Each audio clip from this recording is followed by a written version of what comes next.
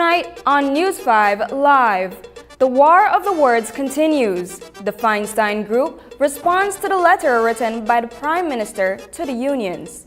Ivan Ayuso pleads guilty to stealing and laundering over $1 million from the National Sports Council. Devin Daly is endorsed as the PUP's candidate in the Collet. We'll have the latest news stories for you in 1 minute.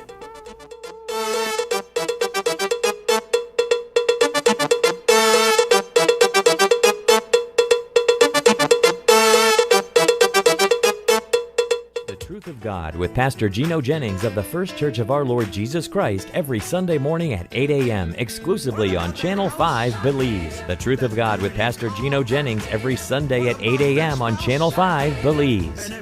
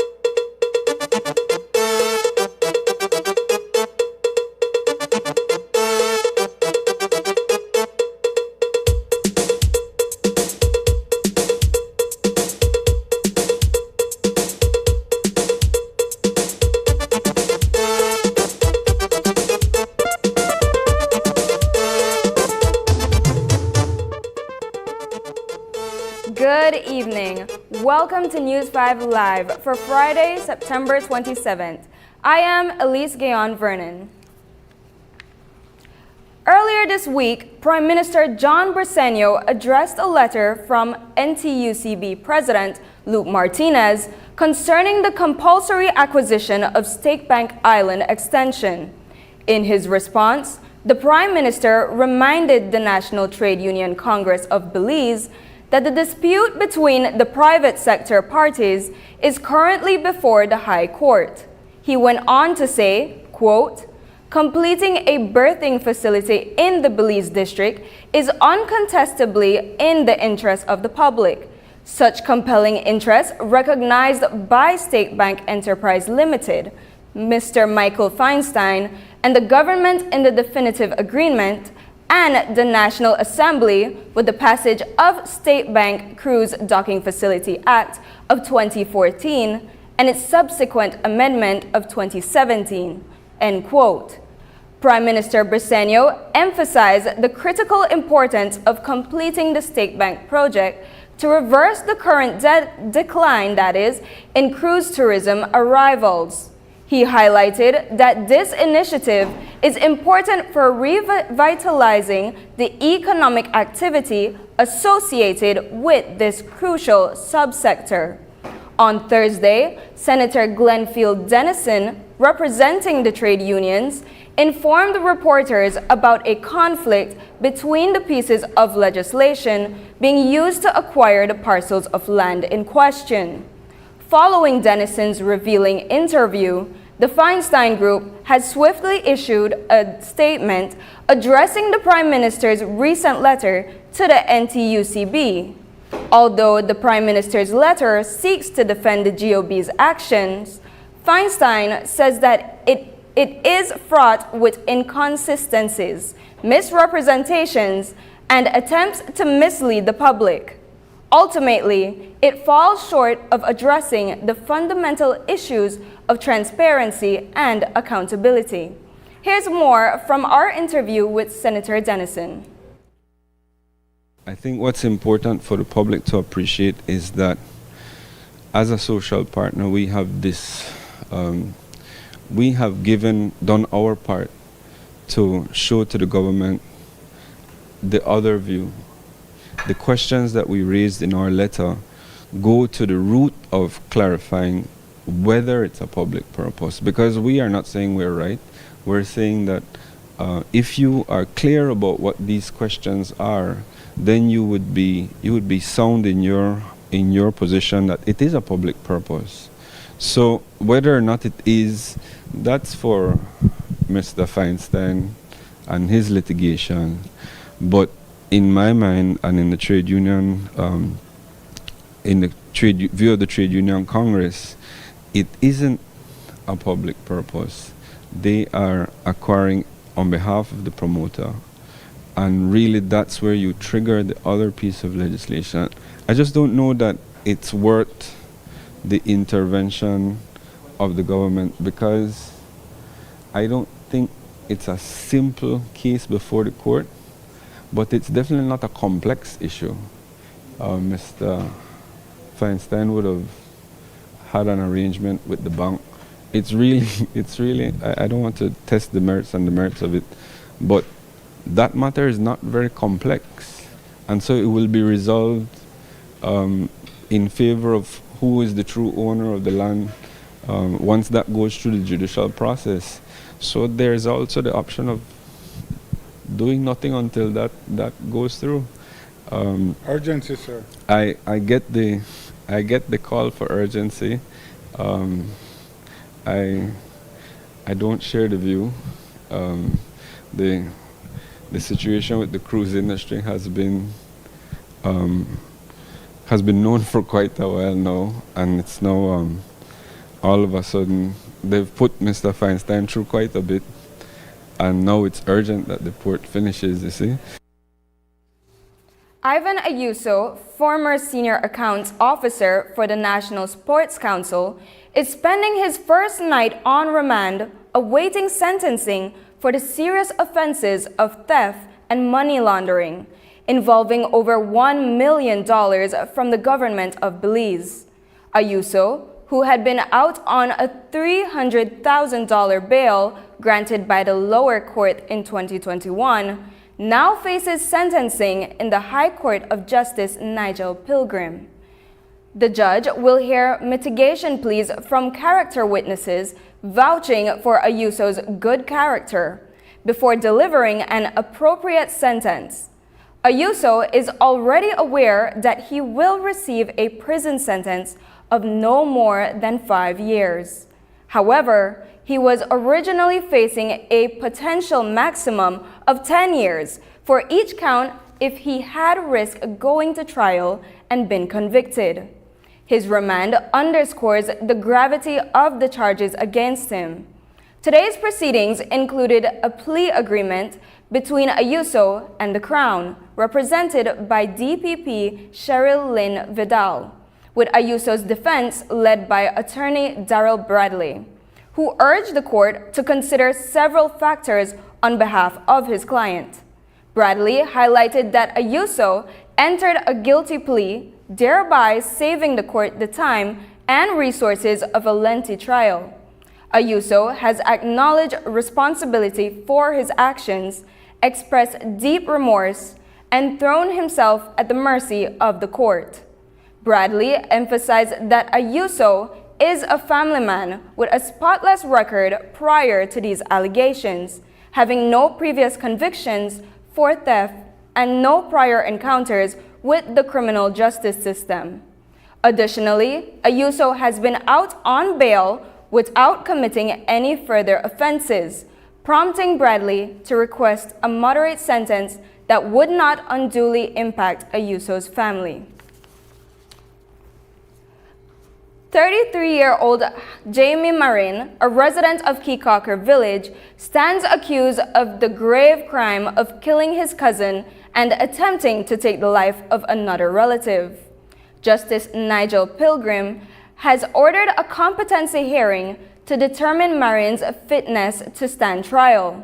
This afternoon, Marin's defense was led by the seasoned attorney Richard Dickey Bradley, who made a virtual appearance in court. Justice Pilgrim informed Bradley that a doctor would be called to testify in court regarding Marin's mental state.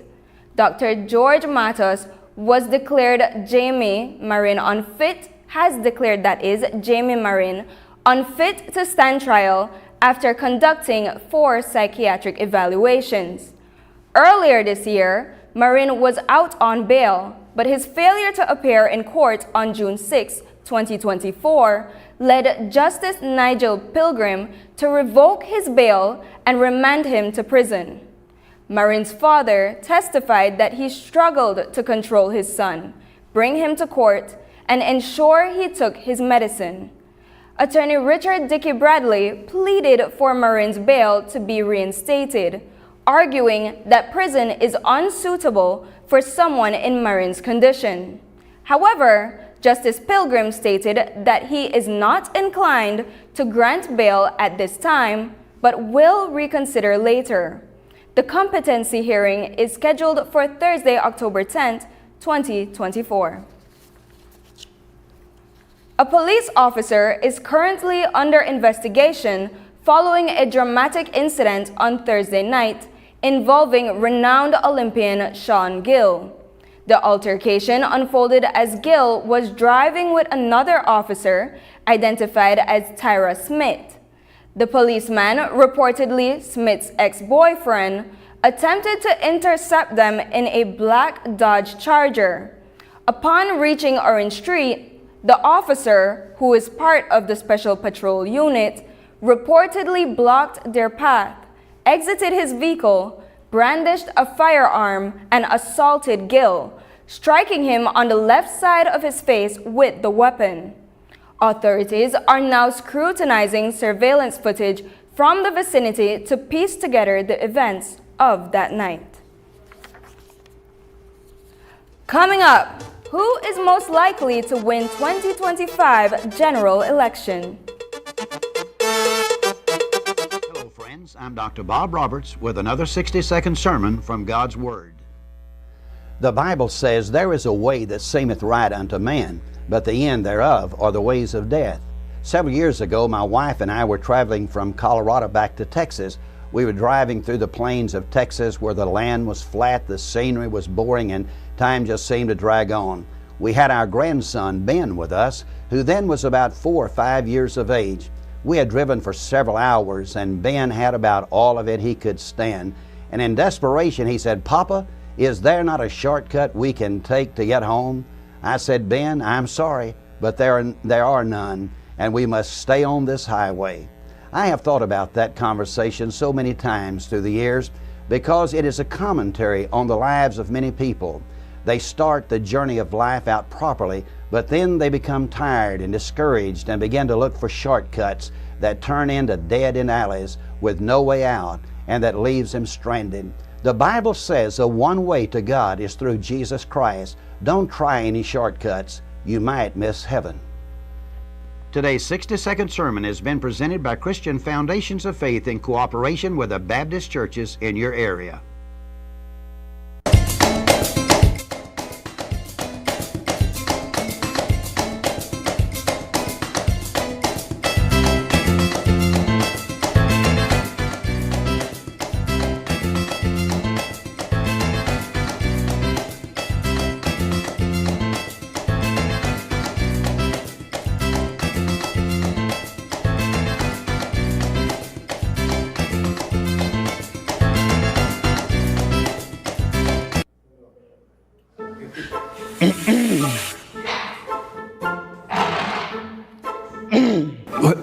Well, sir, I really did go through some stress with my barber.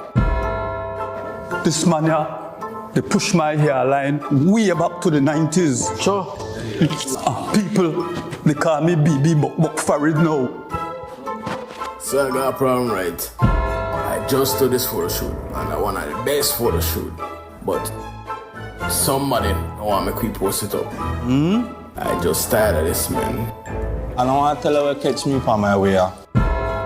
I stopped at the shop and tell the lady I want $5 tacos. You could imagine when you give me? No. Paper. What the your problem? Honestly, life good for me over here. I just upgraded to the Digi1 Elite. I have unlimited postpaid plans, Digi TV, free home phone, and the fastest home internet. I going to upgrade mines now.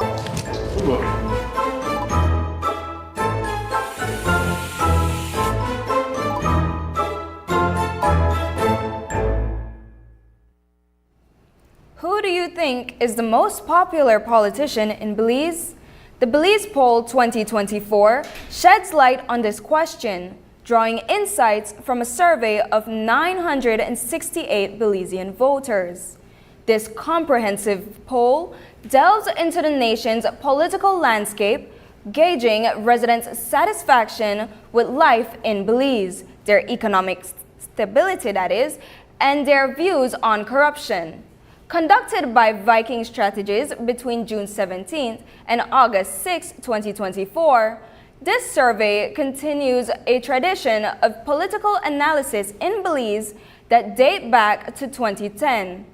News 5 takes an in-depth look at the detailed 78-page findings. Here's that report. The Belize Poll 2024 is a survey conducted by Viking Strategies that provides insight into Belize's current state and citizens' perspective. This year's polls provide insight from 986 random registered voters into the nation's political landscape, life in Belize, the economic landscape, crime and governance. According to the results of the 2024 poll, crime remains a top concern for Belizeans. According to the poll, over 33% of Belizeans cited crime, specifically gang violence, as their primary issue. 3 months ago, the government of Belize instituted a state of emergency to address this very issue. We have to do more. The public need to do more to work with us. And I committed that the police department will continue to build relations with the public to be able to see how together we can address the scourge of crime. The survey also cited declining economic confidence and persistent corruption as challenges Belizeans are facing. On the other hand, the current PUP administration has been praised by 68% of the respondents for infrastructural improvements. I remember our ministers in cabinet, they were very excited and anxious. He said, we need to get work going. Immediately I said, but we can't spend what we don't have. So we had to make sure we could fix the economy, make sure that we can fix the collection of revenues, and then also see where we can get support. As for the economic situation in Belize, most of the respondents indicated that they have enough money to buy the necessities and extras to purchase other items, but they cannot afford major purchases like a car. 5 years ago, these respondents were stating the opposite, which is that they had money to purchase food, but they were struggling to pay their utility bills. In his 2024 State of the Nation address, Prime Minister John Briceño reported a significant increase in GDP growth for Belize. Gross domestic production as of the end of 2023 has now surpassed $6 billion, the highest level in the country's history, and in the first quarter of this year by another 10%. And the conditions for continued expansion are compelling. As for the public's view on corruption in government, 30% of the respondents said that corruption is widespread, while the majority indicated that corruption is somewhat present. Notably, ahead of the 2020 general election, Prime Minister Briceño spoke as the then opposition leader about curbing corruption. But within ourselves as a government, as leaders in government, that we will do everything possible to be able to curb corruption as best as we can. What I can tell you is that we cannot continue to run the government it has been done under the UDP. We cannot continue plundering the treasury. The Belize Poll 2024 also set out to rank Belize's politicians from the two major political parties based on their favorability and popularity. In the face-off between Prime Minister John Briceño and the leader of the opposition, Moses Shine Barrow, the poll reveals that both party leaders are well known. But PM Briceño is most favored among those polled. PM Briceño was also ranked as the most known politician in the country, though his favorability ranking stands at 6th of 36. Barrow came in as the second most known politician in Belize. His favorability ranking is, however, extremely poor at 34th of 36. According to the poll, Cordell Hyde, the area representative for Lake Independence, took the top spot as the most favored politician in Belize, followed by Kevin Bernard in second place and Kareem Musa in third place. Tracy Panton stands at fourth place as the only UDP politician in the top 10 most favorable politician list. According to the polls, John Saldivar leads the list of least favorable politicians.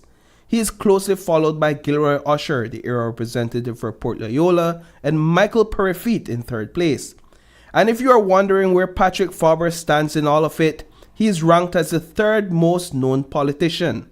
He is 6th out of 36 on the favorability ranking.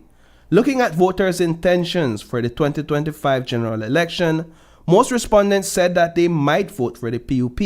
The second highest number of respondents indicated that they would vote for the PUP. The poll also measured voters' intentions where the UDP is concerned. The 2024 Belize poll predicts a close victory for the People's United Party in the upcoming election, with 41% of the total ballots that will be cast. Will these figures withstand the test of time? It is anyone's guess. Reporting for News 5, I am Paul Lopez.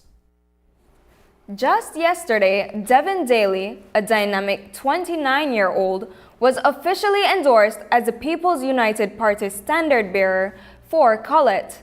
Today, he passionately addressed the media to share his vision and reasons for stepping into the political arena. Daly emphasized that he is responding to a heartfelt call from the community for change. Despite facing a seasoned opponent who has secured victory in the last 5 elections, Daly is confident that his deep roots in Collet and his fresh perspective will resonate with the residents, making him their top choice in the upcoming general elections. I was born in Collet, raised in Collet, and my entire family is still in Collet. Okay. Now you say people are asking for change, but the current area rep has been here since 2003 without change. Usually when I have water and I put hot water and I put some fire underneath it, eventually it boil right over. Right? So they are for a long time and the people support it for a long time. But complacency can be a very deadly thing, and I think that the people are showing that they're tired and they don't feel the representation. They feel that there's a lack of political will and no lobbying being done by the area rep. So what is the change that you propose to bring? Cater to the young people, cater to the old people, but most of all, yesterday in my endorsement, I introduced my manifesto, and the manifesto was a blank piece of paper that just had Collet on it. So the change that I'm bringing is the change that the people need.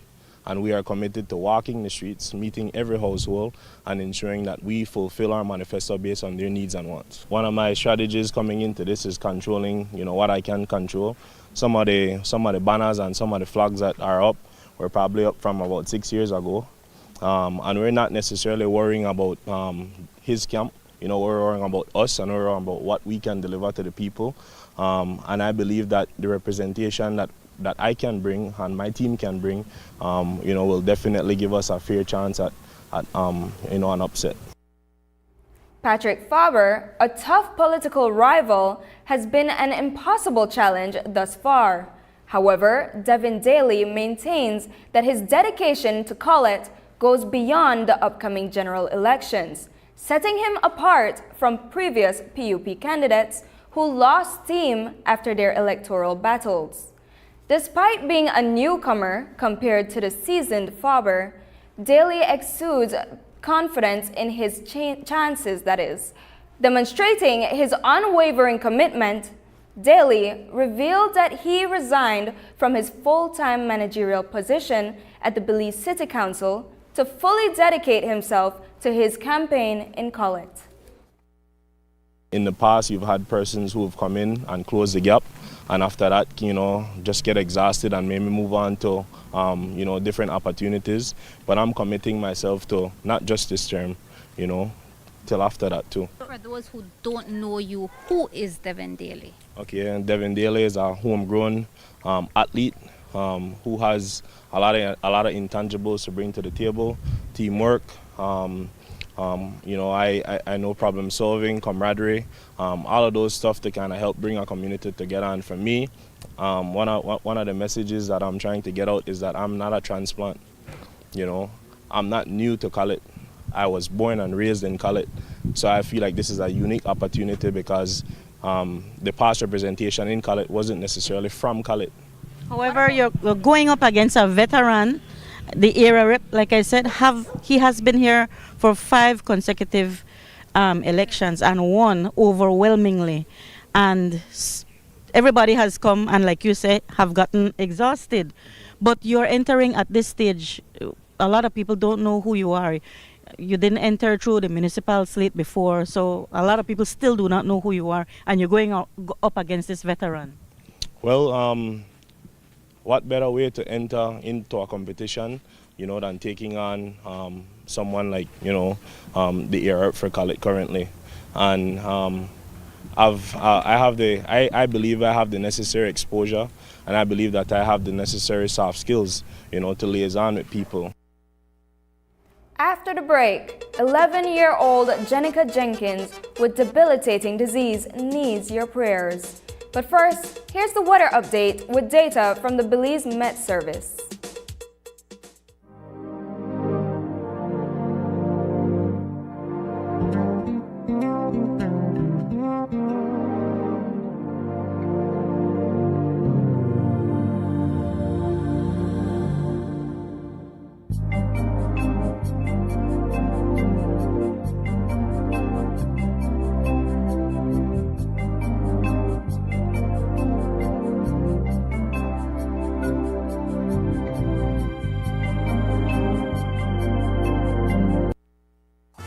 It's that time of year again. Time to celebrate being Belizean and do it in style.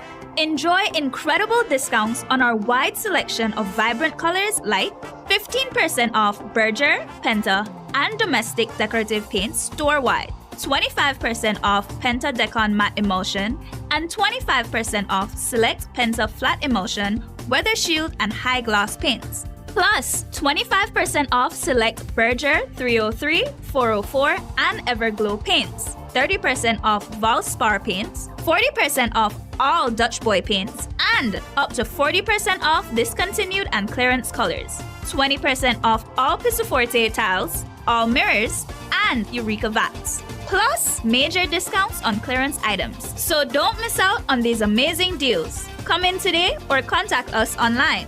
Brothers Habet wishes all Belizeans home and abroad a happy and safe September celebrations. Upcoming enhancements to My Social Security. The new healthcare provider feature seamlessly connects healthcare providers, insured persons, and employers to facilitate the payment of sickness benefits. Here are the enhancements. Registered healthcare providers will create and submit online medical certificates using their healthcare provider accounts. Insured persons will receive a link to view the medical certificate to complete and submit their sickness benefit claim. And employers will receive an email notification of their employee's sickness claim. Also, the insured person and their employer will receive a copy of the claim decision letter after review. Healthcare providers, insured persons, and employers are encouraged to create a portal account to access and benefit from these new services on My Social Security at ssbportal.org.bz. My Social Security online portal. Social Security at your fingertips.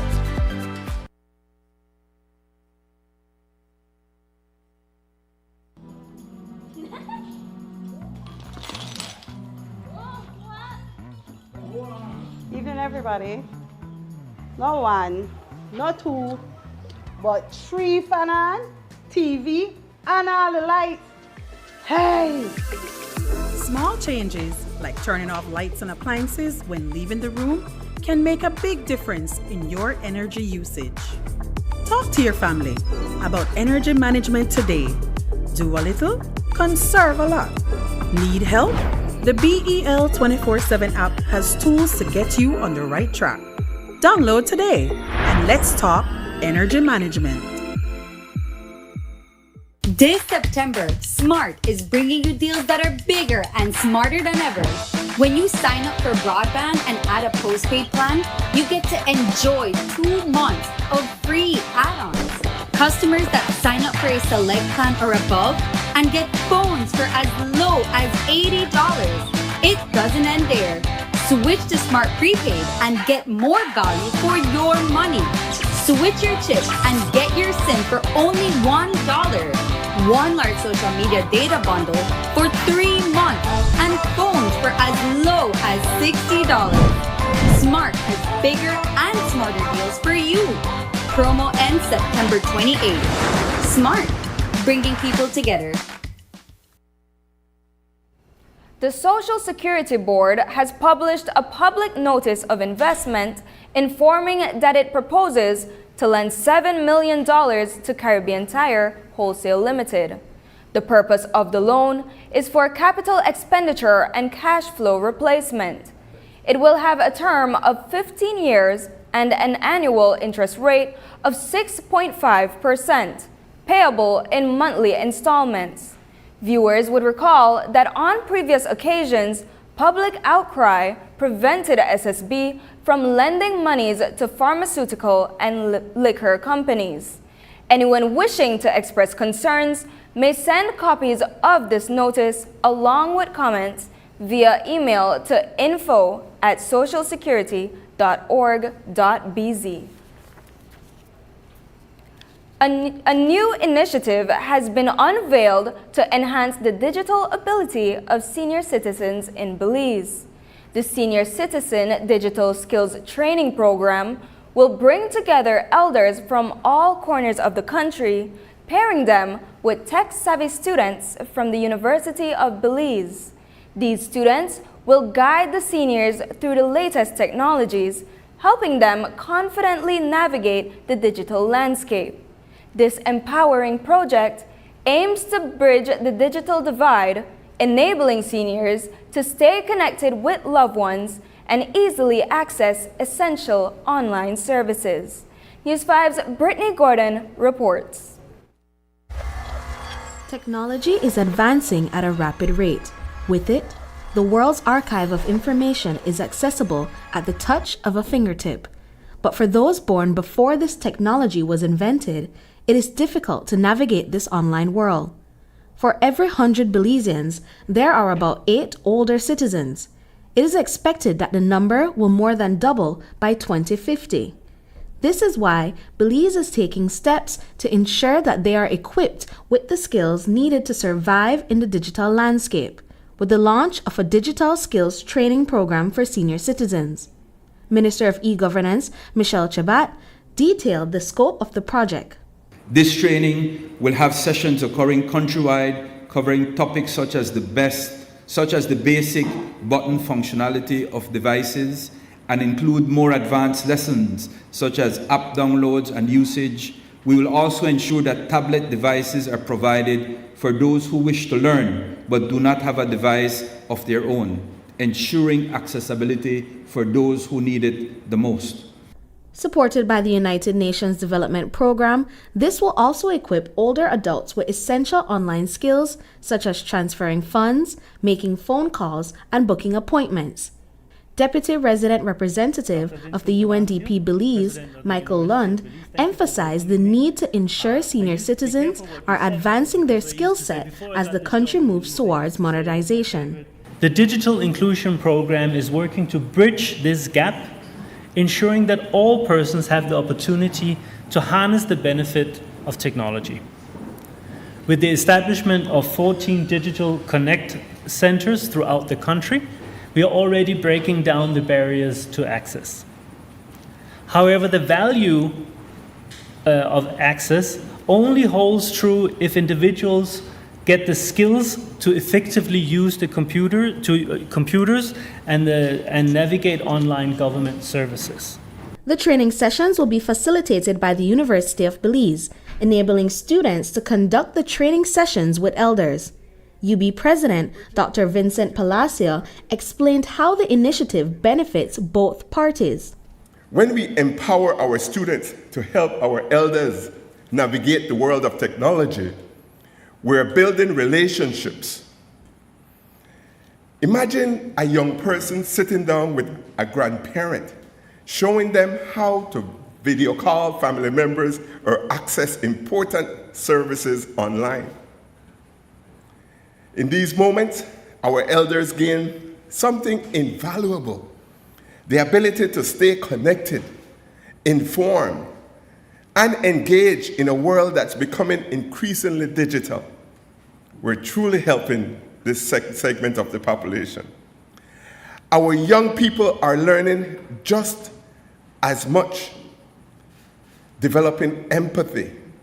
In a society that is moving away from the standardization of cash payments, senior citizens may begin to feel frustrated at their inability to manage their finances. Corinne Gallego, an older citizen representative, shared her experience with this dilemma. The banks no longer issue bank books which you can physically check to see your deposits, withdrawals, or checks you have written to see when they are cashed. It's all done online. When traveling in foreign countries, you're required to check in your luggage digitally at the airport, or better still, from your devices at home. Recently, I traveled abroad and thought, oh, I don't want to run up my credit card any higher, so I'll pay for baggage with cash. Imagine my surprise when the airline employee told me they didn't take cash. In some instances, senior citizens may need to purchase items such as medication or appliances abroad, but they are unable to do so without assistance. There have been several digital training sessions for senior citizens in the past, but as technology advances, the need for more updated programs remain. In 2021, the National Council on Aging held the first round of virtual training in digital literacy in collaboration with CETO, and it brought into focus for us two very important points. One, that older persons are capable of adapting and learning once they are given the opportunity and the space to do so. Two, that the challenges faced when becoming a digital native doesn't change with age. Our older participants were interested in exiting WhatsApp groups and blocking people on Facebook and knowing how to get out of email trains.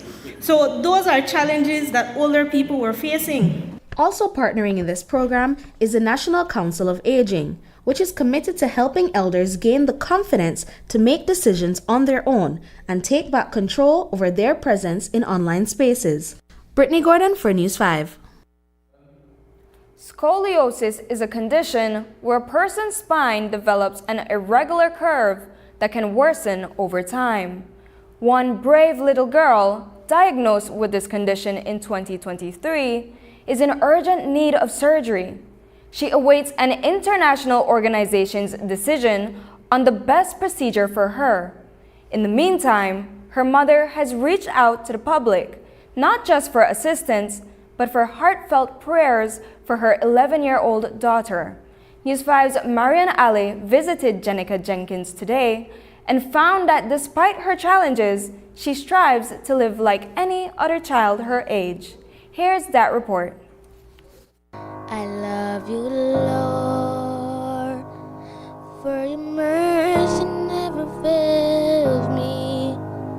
On my day, I've been held in your hand. From the moment I wake up until I lay my head, who I will sing of the goodness of God. Jenica Jenkins appears to be a typical 11-year-old girl, but she faces a critical need for life-saving surgery that has hindered her from enjoying activities other children her age take for granted, like attending school or riding a bike. Diagnosed with scoliosis in January 2023, Jenica's condition has rapidly progressed, severely affecting her mobility and her ability to perform everyday tasks. Within like a few months, we noticed that the curve was starting to be more pronounced in her spine. Like you could visibly see her starting to lean and her body tilted one side. So right now, the situation is the curvature in her spine is as the last time we checked was at a 66-degree angle, meaning it's beyond brace, beyond being able to be braced. Jenica's mom, Kezia Young, took to the public through social media and began asking around for referral hospitals that could help her child. Then she decided to contact World Pediatrics, a non-profit organization that offers medical assistance to critically ill children. She got a response that gives her hope. So we're waiting to hear back from them between today and Monday. So thanks to everybody who has been sharing her story, who has been sending prayers and donations. Her case is under review. We have her MRIs because she did get a couple of MRIs. We did those in Mexico. We have her CT scan. So they have, because Spine Overseas already had a file, I gave them permission to share the file with World Pediatric, who will be reviewing the file today and getting back to us about, if she needs to go through one more evaluation and what would be the determination of that. Jenica has been unable to attend classes because sitting for extended periods and walking caused her significant pain. More recently, the curvature in her spine has begun pressing on her stomach, leading to organ cramping and making it difficult for her to know when she needs to eat or use the restroom. As they await feedback from World Pediatrics, Kezia earnestly asks for your prayers. We're asking just that everybody just keep her in prayers as she go through this journey, because I know it will be a tough journey for her and for myself. So right now we're just asking for prayers. Do today? I don't know. Maybe we could ride a bike. We don't even have a bike yet. Yeah, my juice! Jenica, who was also diagnosed with autism, attended Stella Maris School, where she also took great pride in her English classes. Now, as she transitions to homeschooling, Jenica is doing her best to embrace a normal childhood despite the challenges she faces. And I like to decorate my doll house a lot. And it's so much fun because I could play with them, I could put them to sleep, cook, anything. Reporting for News 5, I'm Marion Ali. Kezia Young has opened an account at Atlantic Bank under the name Kezia Arnold. Account number 211534151. She has also opened a GoFundMe page for her daughter where you can assist them through this time. And if you would like to contact her directly, you can call her or message her at 621-8940. When we return, Otosha Village gains improved water system.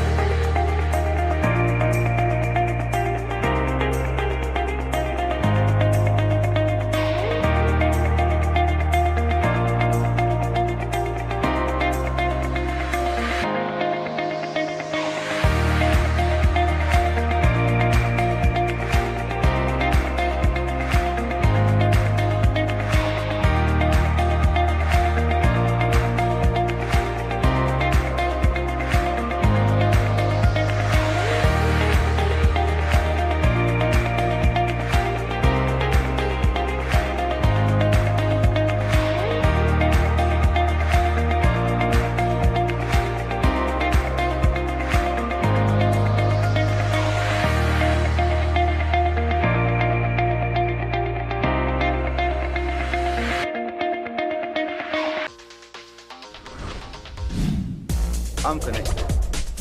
Yo. I'm connected. We're connected. Create the perfect broadband bundle that fits your style with Smart Connect. With the Junior Bundle, get 50% off your national calls and up to 6 gigabytes of data at no extra cost. Get postpaid added on for an additional cost of only $25 with the Prime Bundle. Stay connected with unlimited smart-to-smart calls plus 6,300 megabytes of data and free international minutes. For the family, get the Binge Watchers bundle with Netflix add-on for only $28.13 more. This bundle gives you 4 profiles with unlimited streaming on multiple devices. Visit a showroom near you to sign up and personalize your own bundle combination with Smart Connect. Smart, bringing people together. I say to you that there is a dire global health challenge at our gates in the global south. We have experienced an exponential rise in cardiovascular disease, chronic respiratory and infectious diseases, cancer, diabetes, air pollution, mental health challenges, malnutrition, and all of this while the climate crisis has impacted us and our environment and will continue to do so.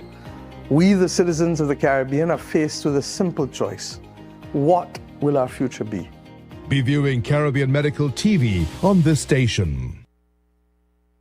Are you looking for low-cost television advertising? Have we got a deal for you? Advertise on Channel 5's Daily Classifieds. Channel 5's Daily Classifieds is one of the most effective methods for introducing yourself and your business to the community. Use our Daily Classifieds to recruit employees, promote specials, promote your products or services, promote a business opportunity, increase traffic to your website, and advertise items you have for sale. Let us help you to save valuable time and money. Call us today at 280-0013 or visit us at our offices on Coney Drive to discuss how we can help your business grow affordably. Channel 5's Daily Classifieds. Advertise today.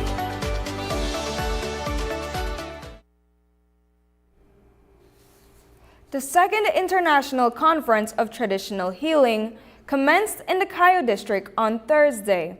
This vibrant 3-day forum unites traditional healers, complementary medicine practitioners, and medical doctors to showcase the richness of traditional practices.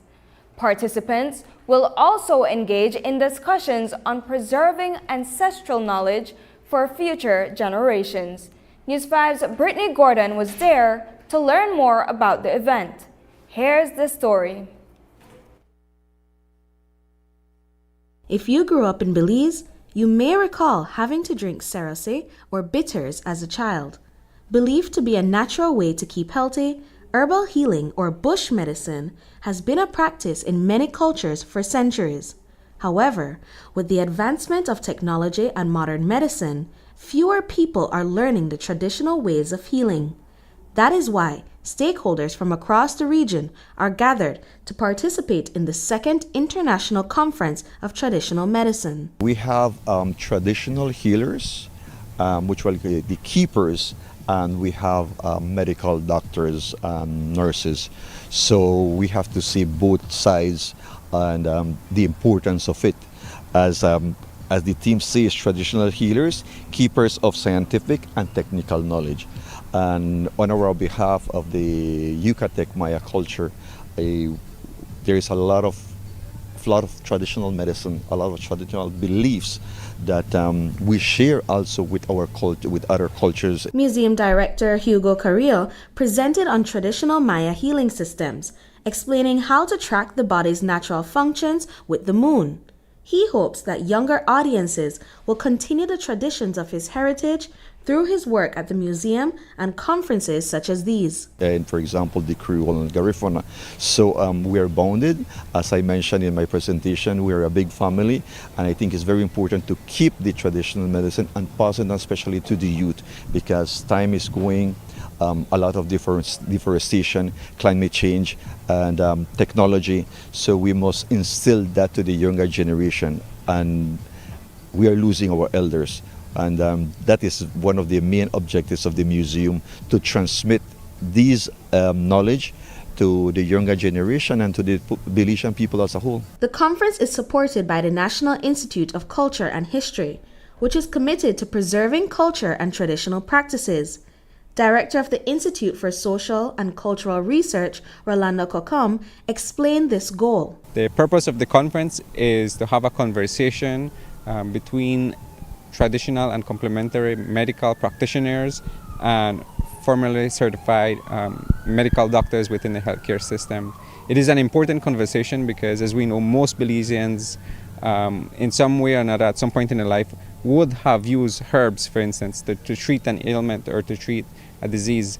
And we believe that both the formal healthcare system and the traditional practices should complement one another. There should be linkages, and it's a conversation that has been happening for years now. The conference focuses on traditional medicinal practices, but welcomes medical doctors into the conversation. We asked General Physician Denny Jacob how balance is maintained between the two. How do we keep that balance with the traditional medicine? Well, we don't only focus on the scientific and the medical part. We always try to include the herbal part of it, because medicine in a whole, it's a holistic approach. It's an approach centered not just on medication, but you also have to teach the patients what they have to eat, they have to exercise, natural things that they can do at home, so that they continue with their health, not only when they come in the office to see us, but also when they're at home, they know exactly what to do. The event highlights topics such as at-home healing, healthy dieting practices, and herbal approaches to mental health treatment. Dr. Maria Lucia Goncalves, a committee member of the conference, emphasized that these teachings must not be overlooked in the medical field, but rather studied, so that doctors can work with patients to determine the best treatment for them. That is a great opportunity for all the doctors in Belize, for all the people in Belize, because everybody have a traditional medication at home. You have the abuelita, the grandmother, grandfather, natural healers who tell you, the neighbors who give you some medication. Sometimes we take a different approach in a negative way, like during the labor and deliver, patient come in with a tea, and they have complicated the delivery because maybe they take the tea so early. Let's see what is happening. The end of C-section sometimes necessary, but I don't take this approach as a negative approach, but we have to be a part of research.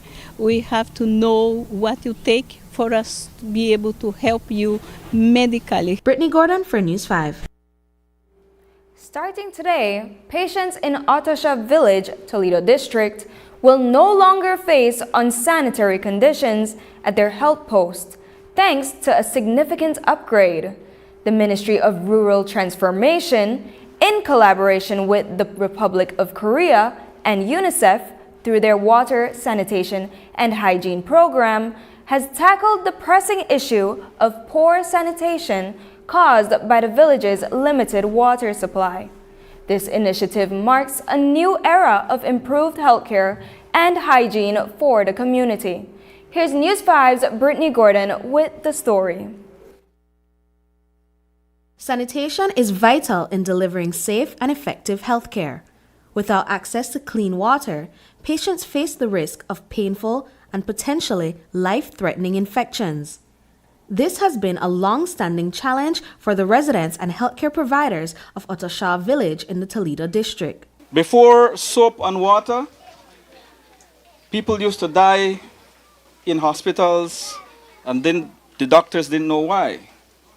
But somebody thought, well, you know what? It is bacteria and germs that is killing our patients. And then they started to wash their hands. And they started to save people's lives by using soap and water. Now we had that same problem in Otosha. The maternal child health care personnel would come, the doctors would come, but then they can't wash their hands because there's no water. Nestled in the southwestern border of Toledo District, the remote village has long struggled with the unstable access to water and electricity. However, thanks to the efforts of the Ministry of Rural Transformation, the village's health post has now been revitalized. Dr. Jorge Salia, Deputy Regional Health Manager at the Ministry of Health, highlights how this new system is revolutionizing healthcare services in the community, bringing much needed stability and hope. When we first visited Otosha, there was a partial water system that wasn't functional properly. We had a health post that was in very bad shape. So how, as a health personnel, would we come and offer health services when we don't have the basic needs? If we will go see a patient, most doctors need to wash their hands before and after. When the nurses come to vaccinate, we need water to wash hands.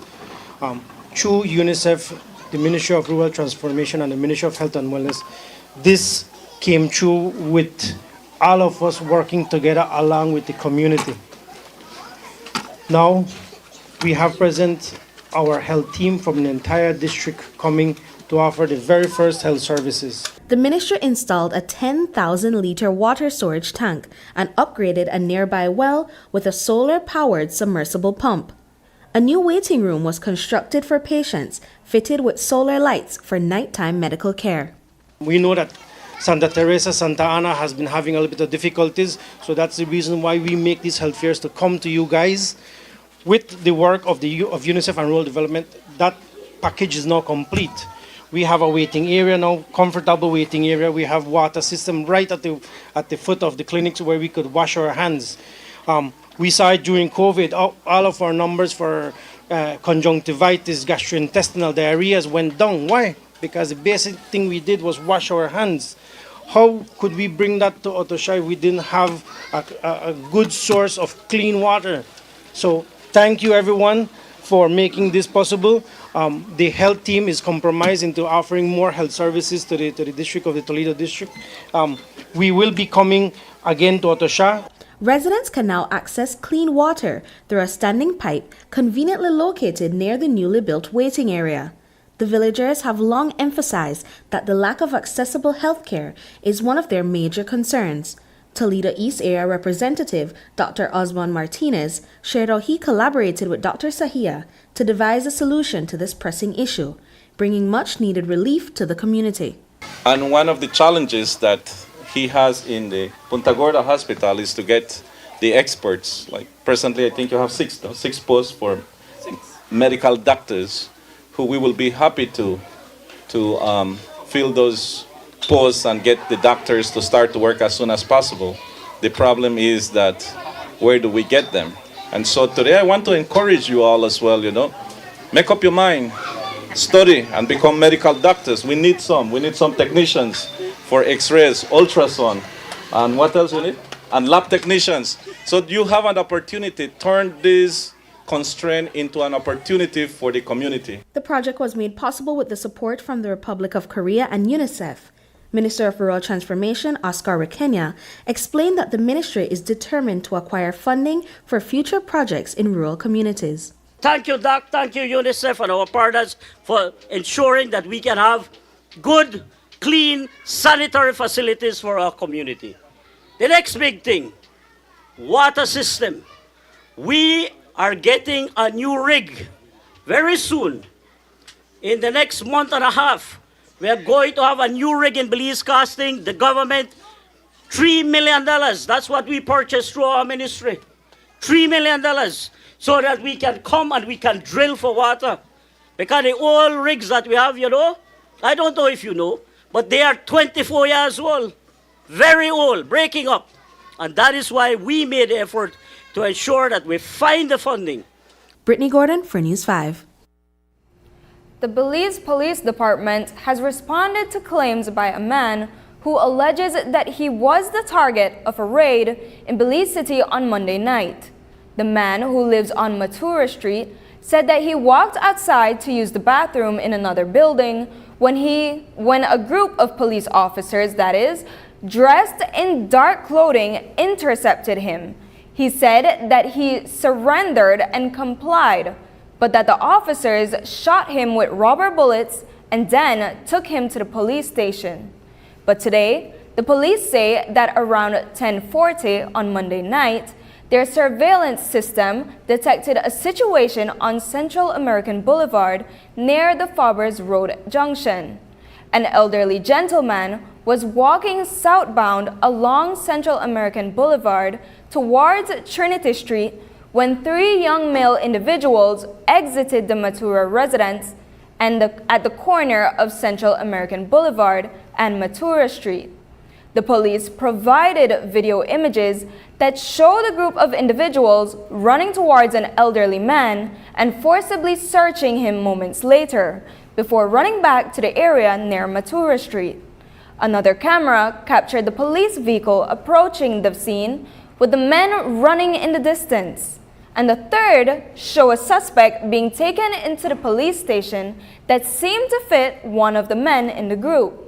The police say that recognizing the urgency of the situation, their monitoring team relayed the information via radio transmission, and the patrol unit responded and secured and searched the residence, where the young men had fled. During the search, they detained the suspect. Up next, we look at the symbolism of the Belizean flag. Project that protects and preserves our vital mangroves. Now's your chance to be recognized as a mangrove conservation champion.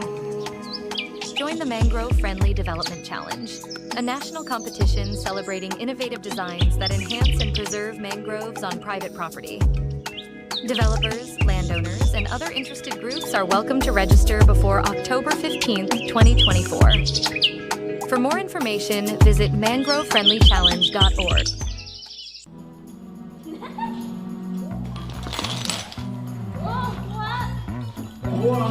Evening, everybody. No one, not two, but three fanan, TV, and all the lights. Hey! Small changes, like turning off lights and appliances when leaving the room, can make a big difference in your energy usage. Talk to your family about energy management today. Do a little, conserve a lot. Need help? The BEL 24/7 app has tools to get you on the right track. Download today and let's talk energy management. Ladies and gentlemen, this is what you've been waiting for. In this corner, we have the masters of limitless power and unbeatable connection. Pioneers of 4G LTE in Belize, it's the undefeated champion, Smart. And in the other corner, struggling to keep up, it's the other guy. Fight!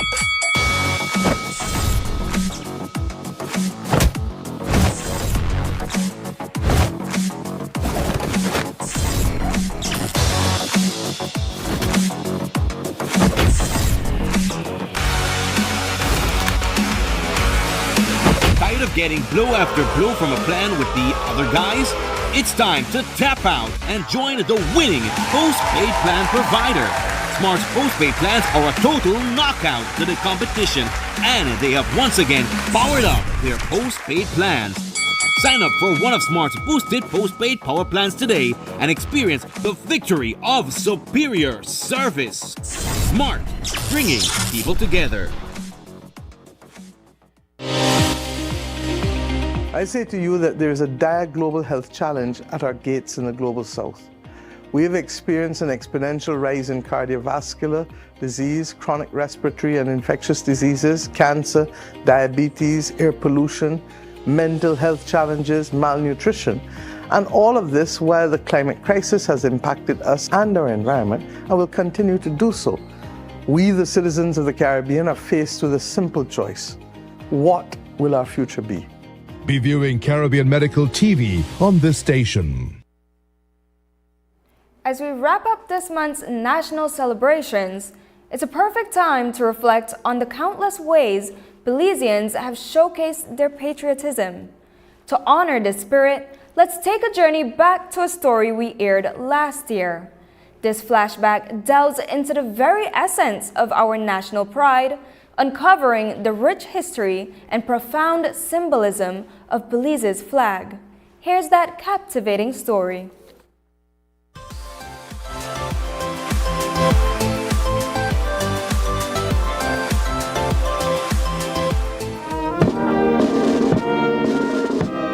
In a historic shift from British colonialism to newfound sovereignty, the Belizean flag was unveiled on September 21st, 1981.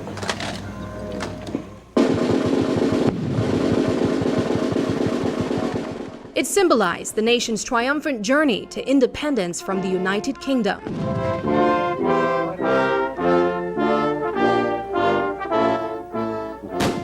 For the previous generation before me who would have lived through that transition of colonialism to independence, they had to live witnessing the colonial Union Jack as the flag of British Honduras and Belize, no?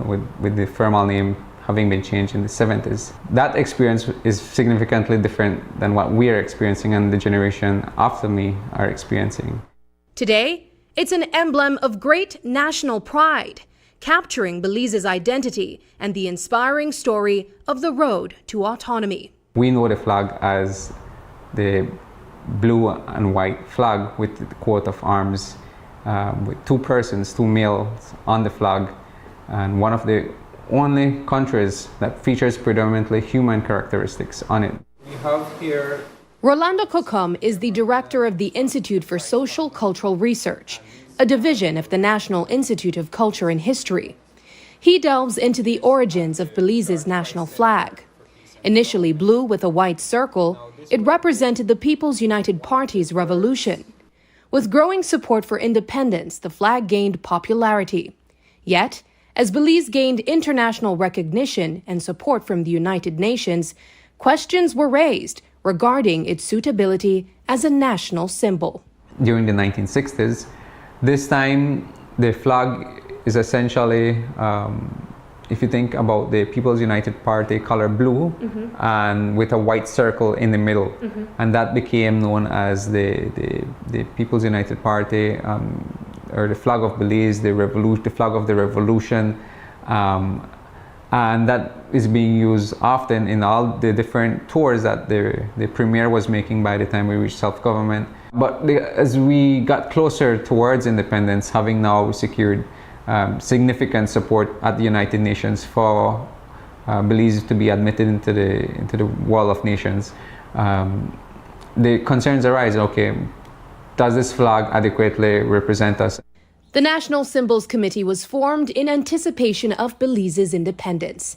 They finalized a list of national symbols in August 1981, naturally including the national flag. Belizeans were then encouraged to submit their flag designs, as further elaborated by Giovanni Pinella, Senior Research and Education Officer at ISCR.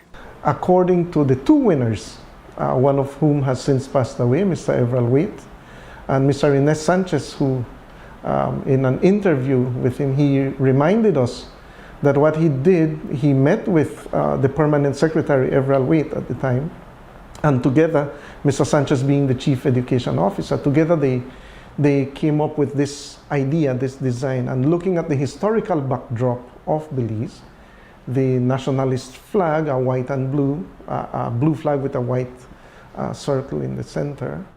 Encircled by a wreath of 50 leaves called the Scorn of the Earth, the coat of arms showcases a mahogany tree, symbolizing the timber industry, a ship from maritime history, and two figures, one with an axe and the other with a paddle, representing diverse ethnic contributions to Belize's history and resources.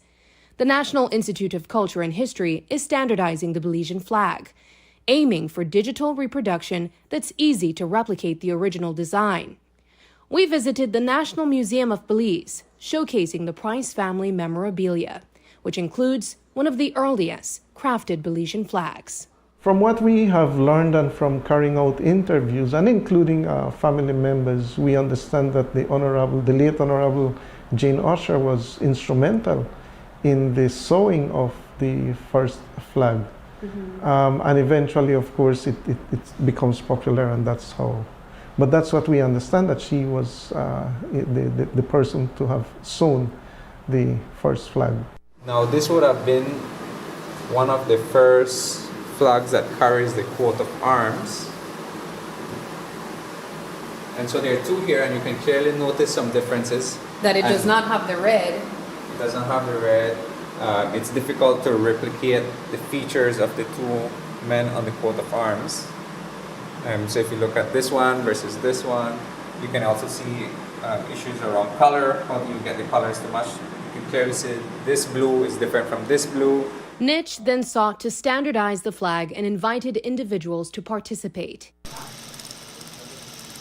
Sandra Mai, owner of Blends Belize, joined this effort, resulting in 38 modifications to the flag's designs, leading to the current version. Mai now serves as a key supplier of the Belizean flag for government departments and special ceremonies in Belize. It's been 9 years that Blends Belize is doing national flag. We started first with our national flag, which is the standard one, the standard size one, which is a 3x5. And then we improved our work doing our ceremonial flag with tassel, which is used for special occasions in the government office. And also we do the small ones, which is the table flags. We do outdoor flags as well, and we do company flags. Mai is committed to achieving the standardization of the national flag of Belize.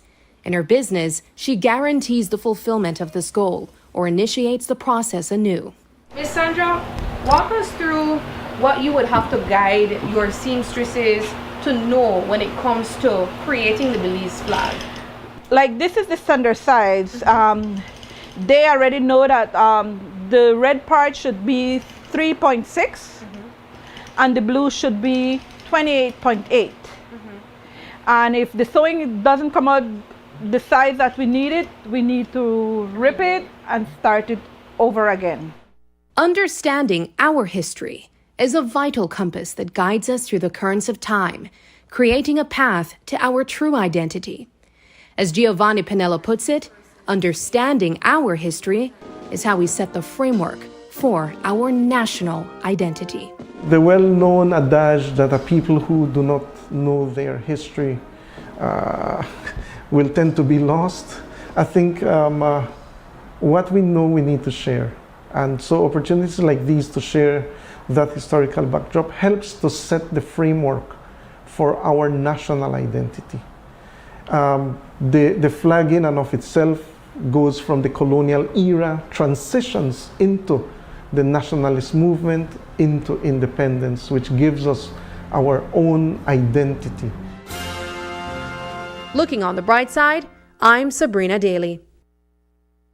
And that's the news. Tonight's broadcast is available at channel5belize.com on both our Facebook and YouTube. I'm Elise Guion Vernon, and from all of us here at Channel 5, have a happy and safe weekend. Good night.